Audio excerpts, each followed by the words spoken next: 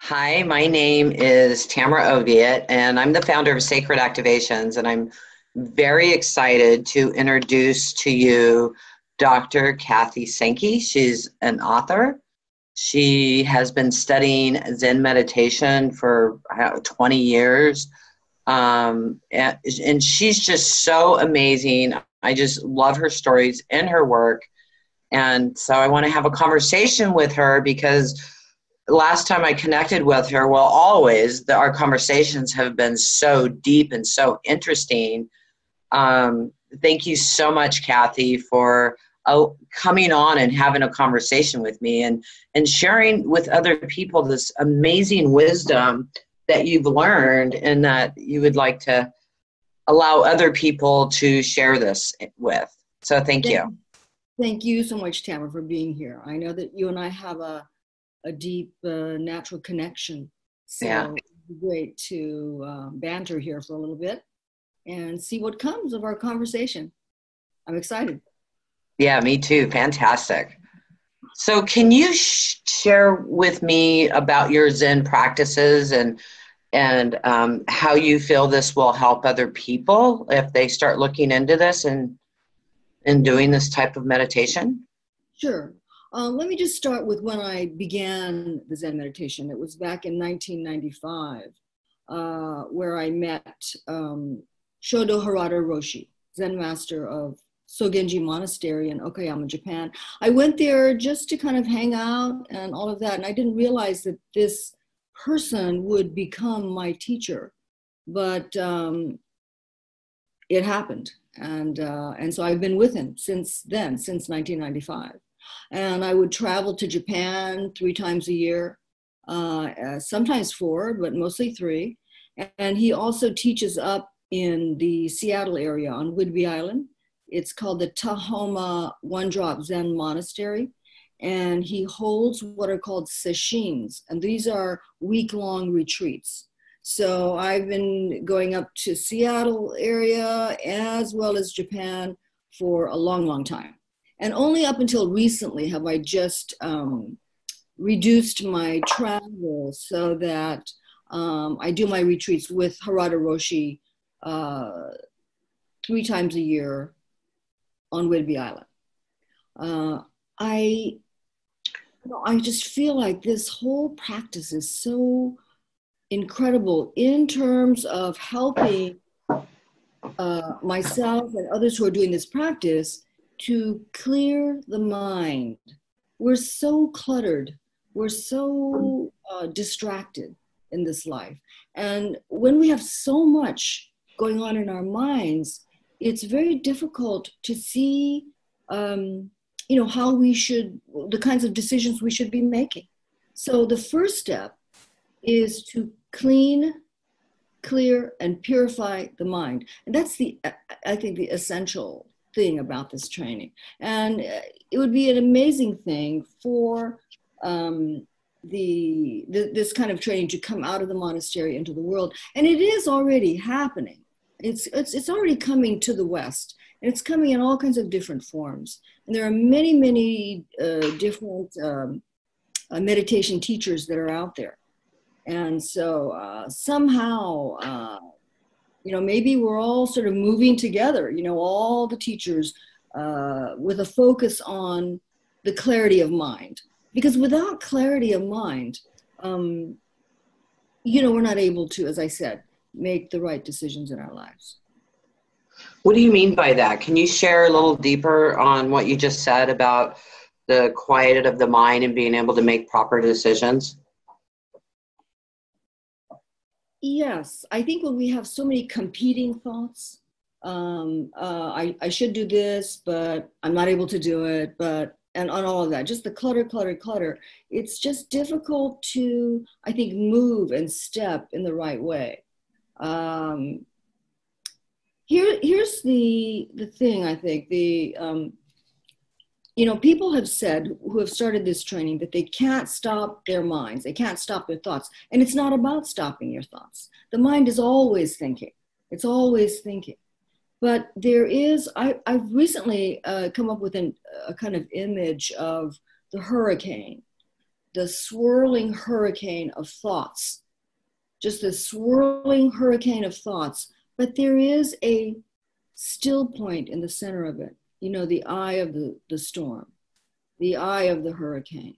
And I think that that's the important piece here in meditation, where you can actually, even though the thoughts are swirling around us, we still have this center. You know what I mean, Tamara? That little center where we can come. And I think that's the crux of a good meditation. So, yeah, I totally understand that. And sometimes it seems really hard to be able to get to that space in order to be quiet. Yeah, that's very good. And how do we do it? How do we do it? Well, so you need, at first you need a technique, you need a method. So, you know, the meditation teachers in various cultures have used the breath. So, you know, if you close your eyes, you don't have to close your eyes, but you can become aware of the breath. You can become aware of how the breath seeps in and seeps out of the nostrils. And it's about holding your attention and your awareness around the breath. And it's very simple. It's very, very simple instruction, but very difficult to execute. Like, how long can you stay with that breath, the movement of that breath, moment by mind moment by mind moment? I mean, it takes time to get really good at it. That's why at first it is just a technique. Although great Zen masters, I believe, will say, this is not just a technique. And of course it's not.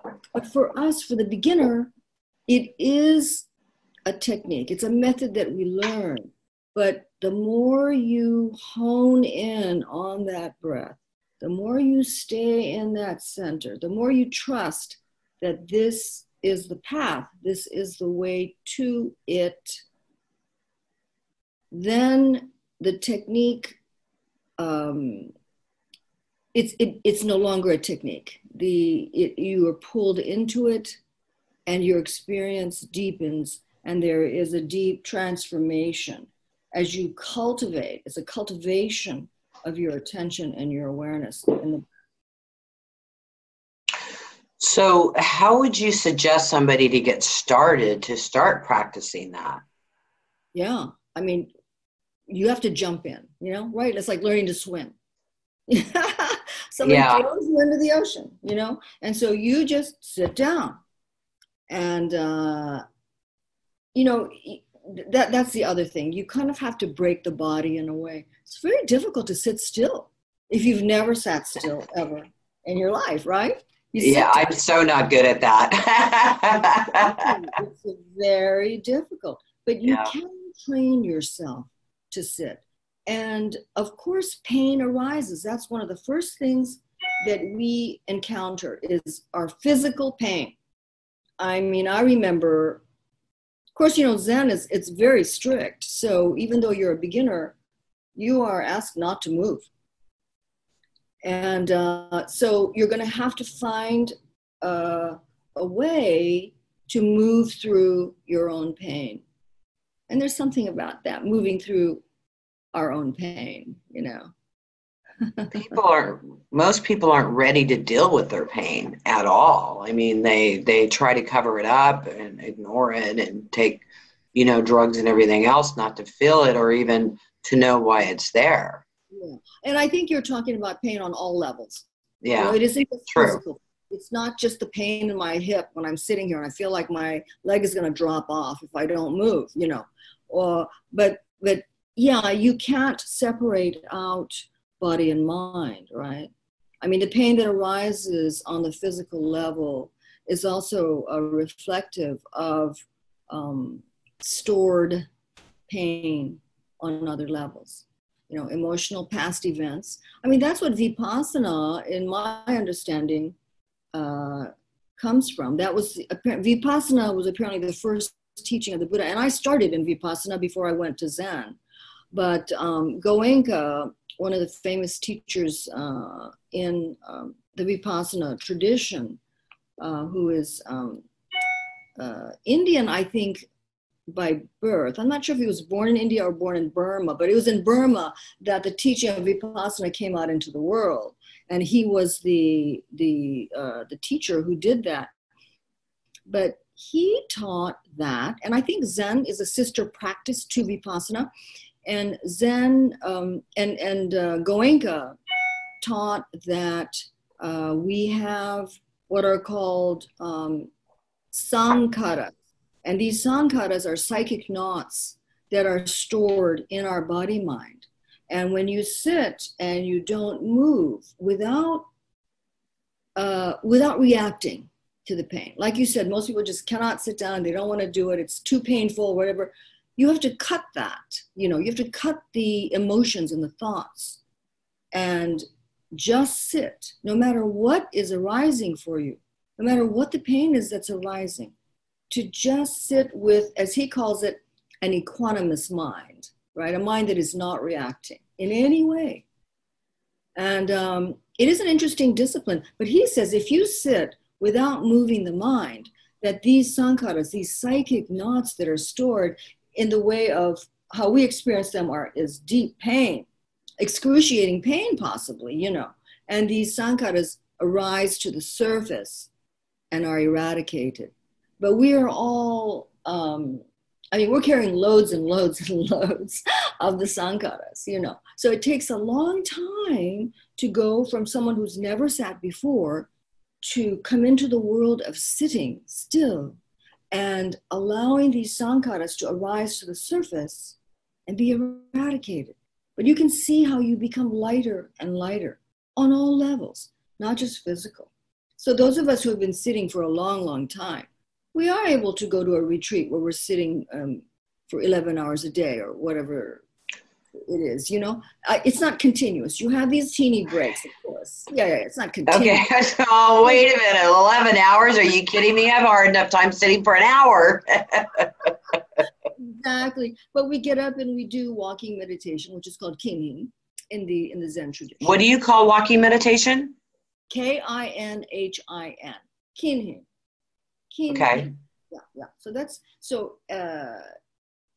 there's generally half-hour sit periods, and then you have a 10-minute kinhin.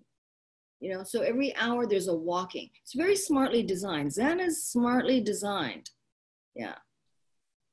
But we have to condition the body in a way, and that's the first obstacle. The big obstruction is our body and the pain that we contain and all the psychic knots that all of us contain. How could we not? We're riddled with these hardened psychic knots. What do you mean by psychic knots? Is that like thought patterns that are stuck in different areas of our body? Is that what you're calling a psychic knot? You could say that. I think Goenka says these knots are every single time we reacted blindly to something. So that's essentially what you're saying. Yeah, they're events like anger. You get really pissed off because somebody said something or cut you off on the freeway or whatever. That is building. These are the sankharas that are building of anger, let's just say, or any emotion. So then they just keep building on each other and they become these like psychic knots that just become larger and larger and start causing actual pain in the body. Right. That's one idea about it, that he presents. Okay. Yeah. So we're all creatures of habit, Yeah. It's an interesting idea to be able to be liberated from our sankharas. Imagine that. Yes. Absolutely. Yeah, so liberation, happens on all kinds of levels. Sorry, I'm having a hard time hearing you. Okay, liberation happens on all kinds of levels. Yes. From our whatever our family of origin issues are, or events that have happened that have shaped the way we respond to our environment or to others. Just all the internal noise, it's noise, internal noise. So we have internal noise and we have external noise, So one of the things that we learn in meditation sitting for long periods is that we detach ourselves from external noise, which could be like the ambulance going, or, our attention jumps out to all those sounds and maybe even visuals, people walking around or something happening over there.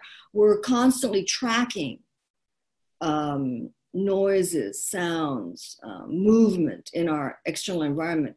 But if you're deep, deep in meditation, it's almost like you've clipped every single tracking that's going on the external, in the exterior world. But we have all of these things that are coming up from the interior also. And we track all those things, all those Right. feelings and all that. And those also have to be clipped away. And it takes work. Okay, this is the other thing.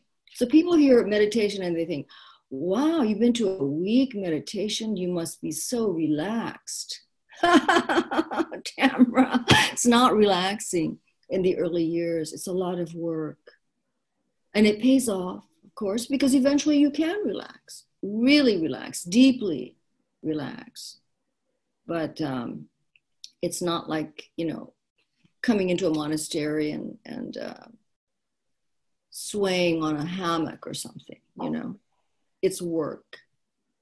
So what do you mean by work? Because I know you sit there and quiet the mind and get in the middle of, as you call, like the eye of the hurricane, and let those thoughts go around you without being attached to them, and let them go.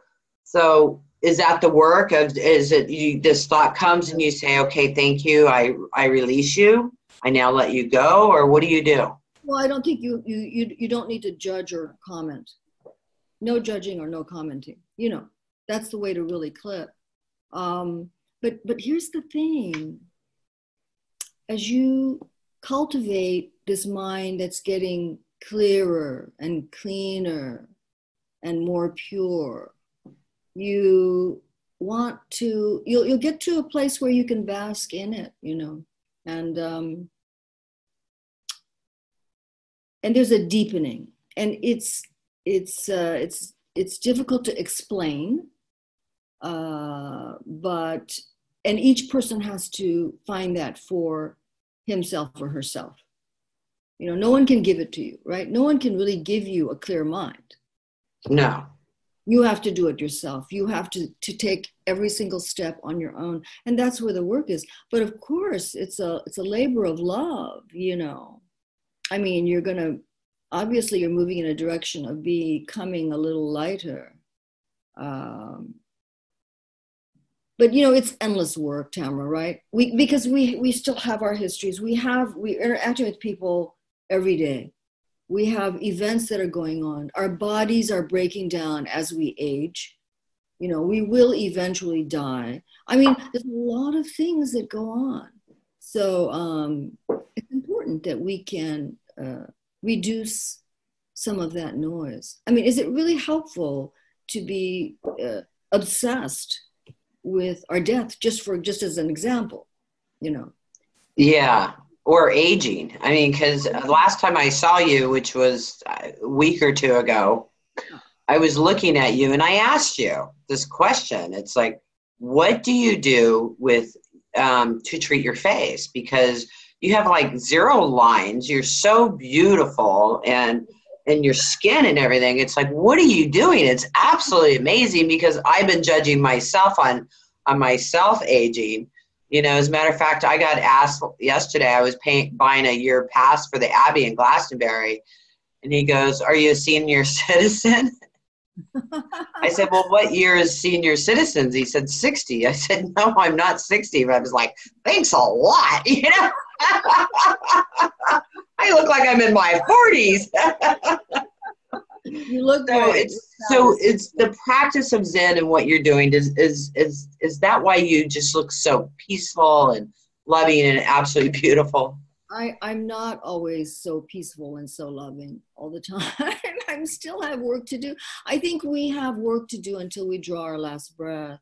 Yes. You know that to be true. Oh, yes.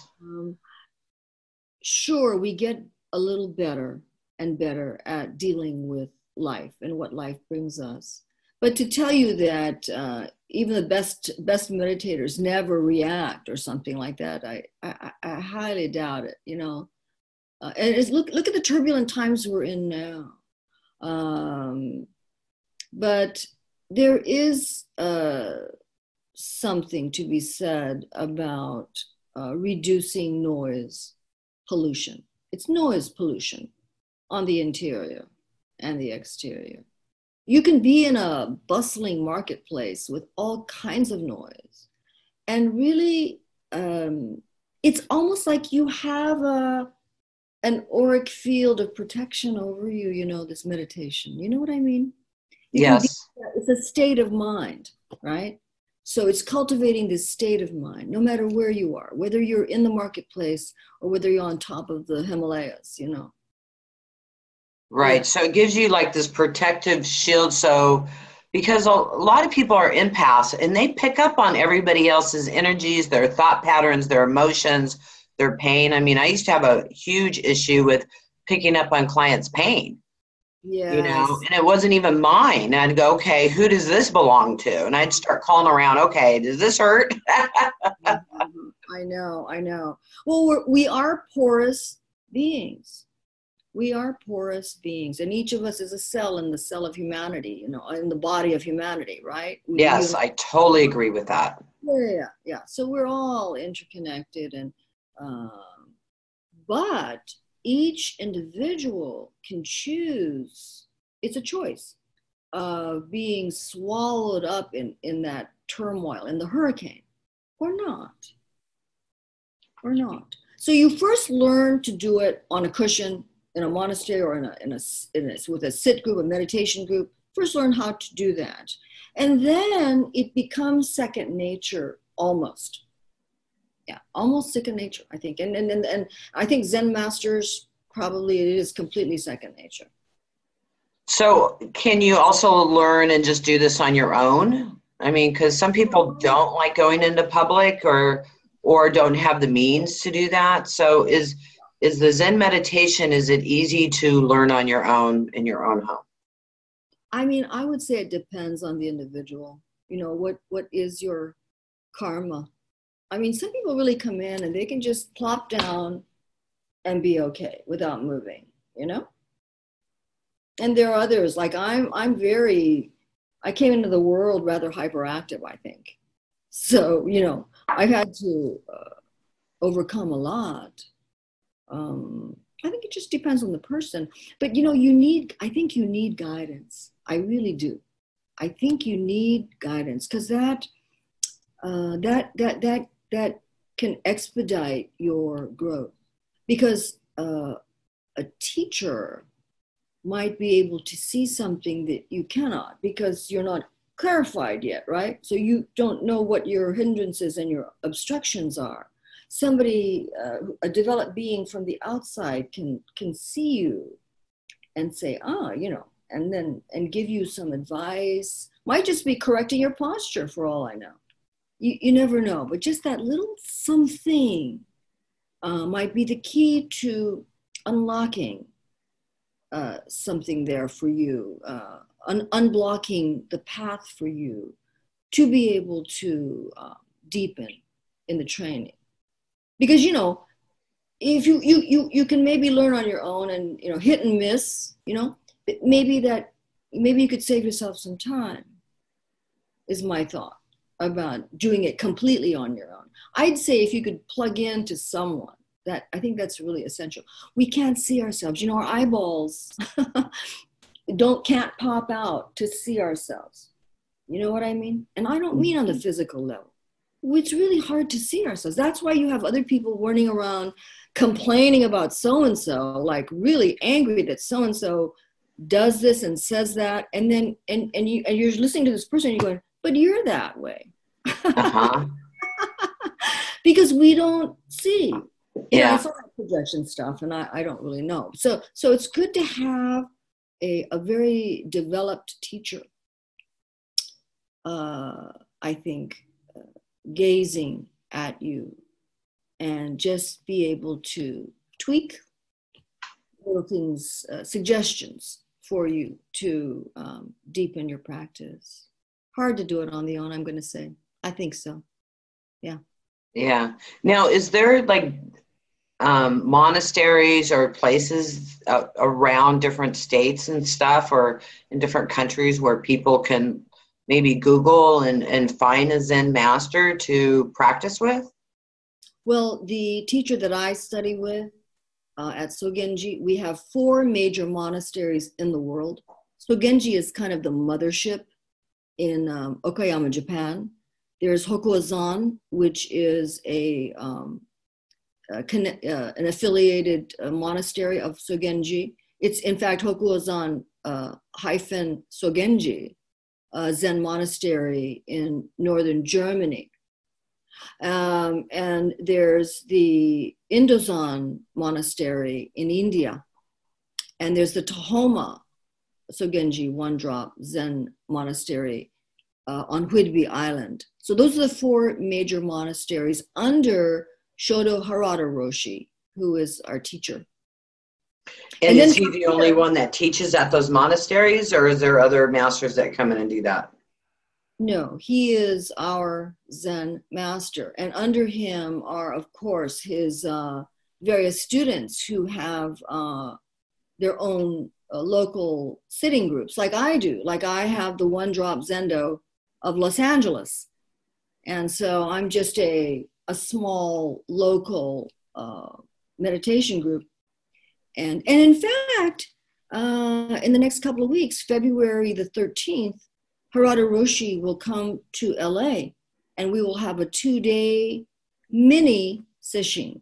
So it's 2 days, it's a slice of a week sesshin. That's what it looks like here. But it'll be right here in our Zendo. And you've seen my Zendo.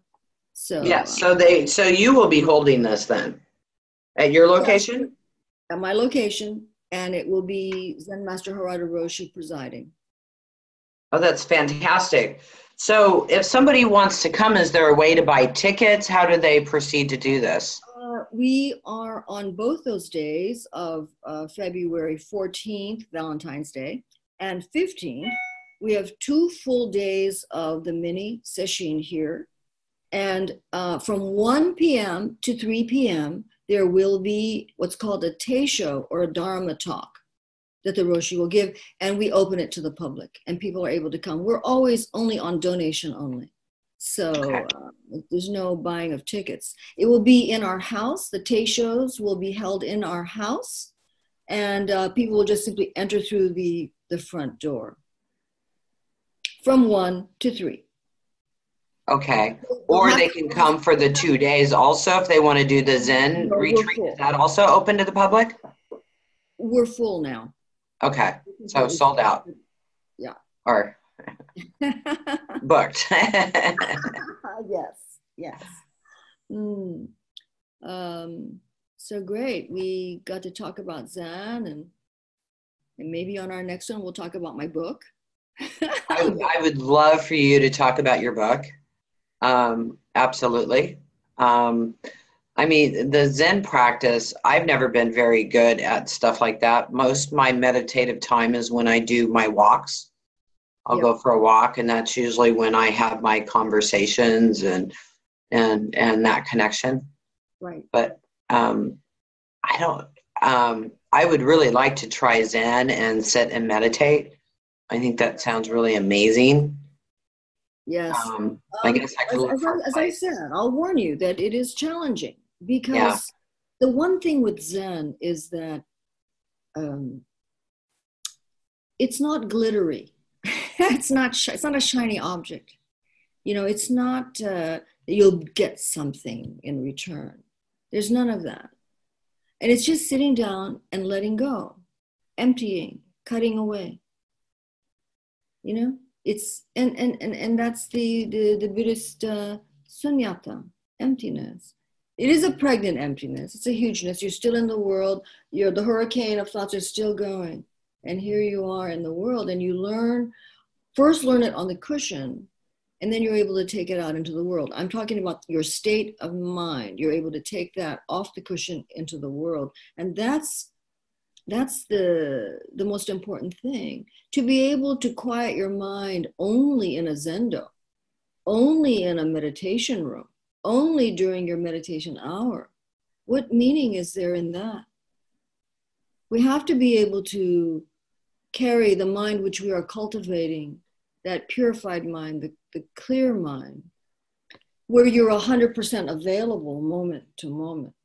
That's the other thing. I think I've heard that from, let's say, Thich Nhat Hanh. I think he makes a beautiful point of this, where, and it may be his mindfulness teachings, but when we have so many competing thoughts, we're really not present, you know.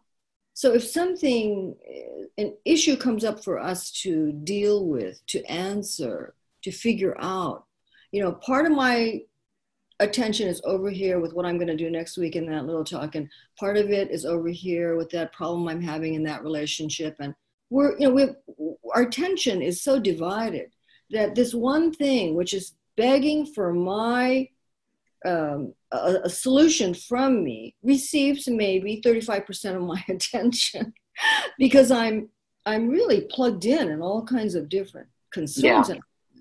But this is a kind of training where, and Thich Nhat Hanh, I believe, teaches in a very similar way. I'm not sure, I've never studied with him, but in the clarifying of the mind, you can be in just every moment 100% available. Do you know how effective we become in the world when we're 100% available to this moment? Wow. Yeah, I can't even imagine, because I understand being plugged into all these different thoughts and feelings and everything. And I watch a lot of people that when you're even talking to them or sharing with them, they don't even hear what you say because they're focusing on how they're going to answer you or how they're going to respond. Yes. And not even really understanding you. So I think with the Zen practice that you're explaining, and when you can really not even master it, but just to really even begin it, you can really be present for other people while they're talking to you. I believe so. Yeah.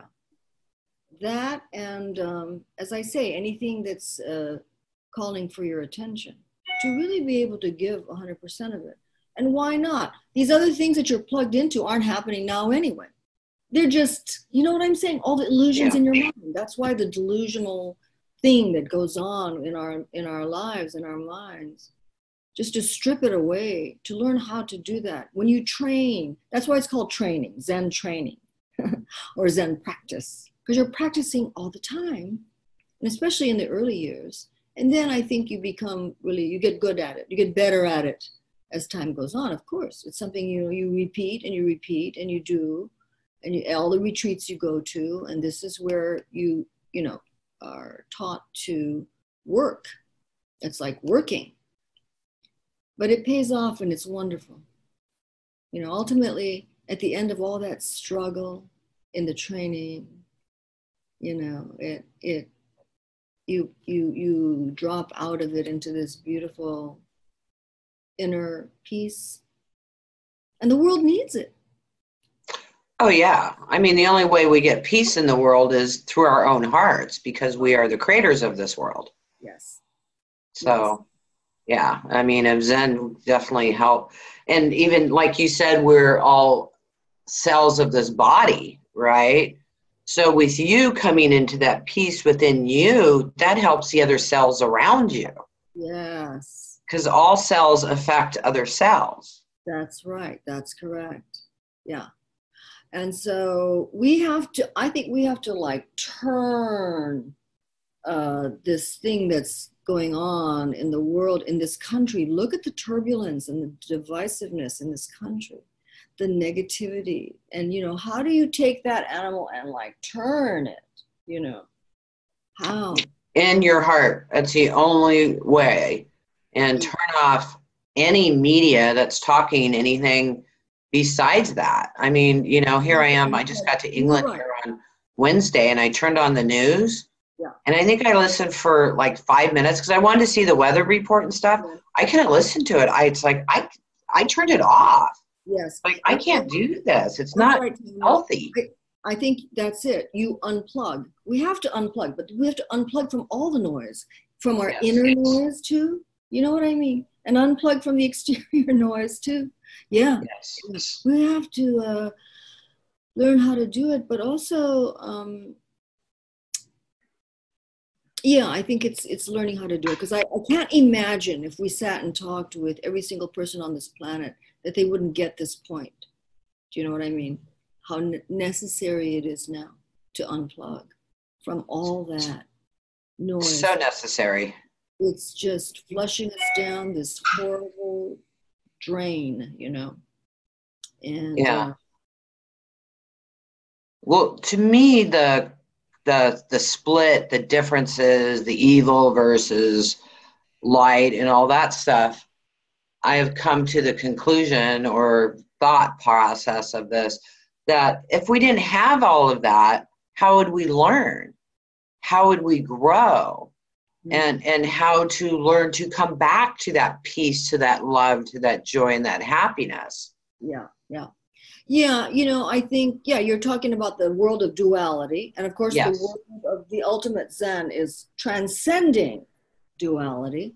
But, you know, it's all one huge round thing. I mean, the duality is obviously there, but there's a way in which we've transcended that too. Do you know what I mean? Where it's all happening. So it's an interesting perspective that's not even, you know, it's not a narrow angle, in other words. You know, so you have the evil and you have the light, like you're talking about. But then there is this transcended place where you're able to hold it all. I mean, we can't reject the darkness. It is real, it is there, right? Well, yeah, and isn't it all part of the light? Exactly, right. There, you got it. There, and that's from, I think that's be able to appreciate that. Yeah. Is having transcended that dualistic way of seeing things. You know, like, yeah, that person's bad and I'm good. I mean, it's not that, right? I mean, no. Just another cell in your body. It's like looking at the finger and saying, bad finger, good toe, good toe. It's like, wait a minute, it's all part of the whole. That's right. That's right. Yeah, I agree with you. Yeah, I try to tell people, you know, you're the beggar on the street, you're the hooker on the corner, you're the president and CEO of a huge corporation, you're the millionaire, and you're the poor person eating out of the trash. Right. And we're all important to the whole, of the growth of the whole and the understanding and everything. Yeah. Do you have thoughts on that? Well, I was just going to just say to you that I haven't figured it all out yet. Yeah. You know, but in the same way that you're feeling it and seeing it and knowing it as truth, I'm kind of there too. You know, it's like this thing that we're all rolling together with, that there is not this rejection of any part of it, that it's all part of this huge whole. And I think that's important to, you know what I'm saying, keep. It reminds me almost of the visual of the lotus, how the lotus, as our Roshi says, I did a reading to the group on Saturday morning when we sit here. And I did a reading from Harada Roshi, but it had to do, just a little small snippet of it was the lotus, beautiful lotus. It doesn't come from purity, you know, it doesn't just come from the Pure Land. It actually comes out of mud, you know, mud and dirt and dirtiness, stagnant pool.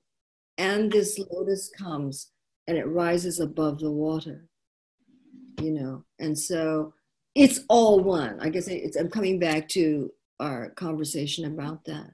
This beautiful lotus, which symbolizes the light of Buddhism, you know, the purity of it, comes out of a stagnant, dirty pool. It's like us. So yeah, there it is right there. Yeah. I like that. Last time we were talking, you shared this, I guess you would call it a parable with me, and it had to do with a cat. Would you mind sharing that? Do you remember? No. It was about who the cat owner was, who owns the cat. Yes, yes. That gave me so much thought afterwards, and I think it really helped people think. Uh-huh. Yeah, it's one of the koans, and that's Koan, in case our audience doesn't know. And it's difficult to actually define what a koan is. It is a question or a phrase that doesn't make any logical sense. And it's for the Zen student to not give an intellectual answer to it, but it's begging for an answer. And so the answer can only come from clear mind. And anyway, so one of the hundreds of koans that there are, I don't know how many there are, there's probably hundreds of thousands. But anyway, the koan has to do with Master Nansen. And I don't remember the exact wording of it, but it had to do with the head monk of a monastery who heard all this bickering amongst the monks. And they were arguing about this cat. They were working in the field, and this cat, they were arguing about the ownership of this cat. Who owned this cat? And they were, no, it belongs to so-and-so. No, it doesn't. It belongs to so-and-so. So anyway, there was an argument going on. And so then the teacher comes. He's annoyed by all this bickering, and he holds up the cat, and he said, if there's anyone here, meaning the monks, who can say one truth about this cat, I will not cut it. And everyone stood dumbfounded. Nobody could say anything.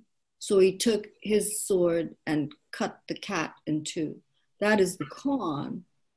And what's interesting about this particular koan is that when I left for Sogenji Monastery back in November of 1995, one of my friends and patient here, and a friend of mine as well, gave me a book. It was by Natalie Goldberg. I can't remember the title of it, but she was still is an author and teaches writing and so on.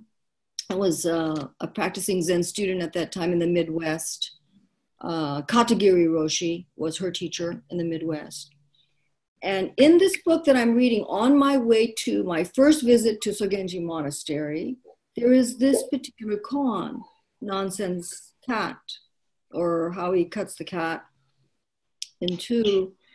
And Katagiri, who was I believe a Soto Zen teacher, which is the other sect of Zen Buddhism. It's Soto and Rinzai are the major ones. Anyway, the Katagiri's commentary on that koan was, if it had been a Soto priest, he would have saved the cat. But Rinzai is swift. And so our sect is Rinzai. And when I got to Sogenji, it was uncanny that the first Teisho that our Harada Roshi, my teacher today, opened up that Dharma talk with this particular koan. And I thought, oh my God, I just read about that. And Katagiri said what he said. And our Roshi's commentary on it was, when you cut, you must cut once and cut completely, so you don't have to cut a second time. And I thought, wow, that bowled me over. I don't know what it meant exactly. I mean, it just applied to so many things in my life. It was so decisive and so clean and so swift. And it was so clear to me that this was probably my path now in the training. Yeah. Yeah. When you said that to me, it gave me a lot of thought. Mm. You know, I mean, and I thought about it, how people continue to repeat patterns over and over and over and over again. Mm. And then they'll try to clear it and it comes back, and they'll try to clear it and it comes back. It's like, okay, so let's clear this completely, totally. Yes. Like one cut. Like you said, Yes. You cut once, so you don't have to do it again. Right. Yeah, and that's the point. You cut, not just sort of half-assed cut. You cut, and you cut completely, so you don't have to ever cut again. Yeah, and you know what? And that's right. And this training is about that too. You know, in terms of all the noise, can you clip them? Can you cut them decisively? Come back to the I, EYE, of stillness. It has to be, you know, it takes conviction and self-power to do it. Self-power. Yeah. So many people put their power outside of themselves, and they don't think they have any power within them. Well, this would be a great start, right? Yeah. Yes, absolutely. Yeah. You know, Dr. Kathy, a few more words about Dr. Kathy. Amazing acupuncturist, author. I can't call her a Zen master because she won't let me. So, but has been studying Zen meditation for years. And do you hold a weekly sit group? Yes. Okay. Yeah, every Saturday. If you're in LA, yeah, write me. You know, my email address. I think you'll give it out. Yeah, I'll put your email address and website. Do you have a website? I do. Well, it's related to my book more, and not so much. Okay. But that's fine too. You could put that. It's my name is Mahataa.com. Can you say that again? It's. I think I gave you that information. Okay. Here's my book. Can you see it? Yes. All right. So it's my name is Mahataa.com. That's Okay. the website. Yeah. Okay. Perfect. All right. Yeah, well, I would love to invite you back for another conversation and about your book and I guess the trilogy of these books. Yes. If that's okay with you. Sure. Yeah. I've completed the second book. It's in edit now. My editor has it, and we're just going to go from there. Yeah, I've got my third book formed in my mind. It's just not complete yet. Yeah. Thank you. Thank you. Namaste. Namaste to you. I love you. I think you're so amazing. And again, I just want to thank you for joining me and sharing all this beautiful wisdom that you have come into over these years and these practices and in your diligence of being able to stay centered and be in that eye of the storm and to really allow other people to see that obviously if you can do it, they can do it, right? Absolutely. It's accessible to all. Yeah. Yes. Absolutely. It's not easy at first, but it gets easier. Yeah. When you start to get the training under the belt, and it's worth it. It's our minds to clear and to clarify, to be 100% available every moment. This is how we do it, and it can be done. Yeah. Yeah, absolutely. Thank you. Thank you so much. A pleasure to be here. And I'll see you Thank next time on the treatment table. Yes, whenever I come back to California. Yeah. Thank you so much. It's been a great You're experience. welcome.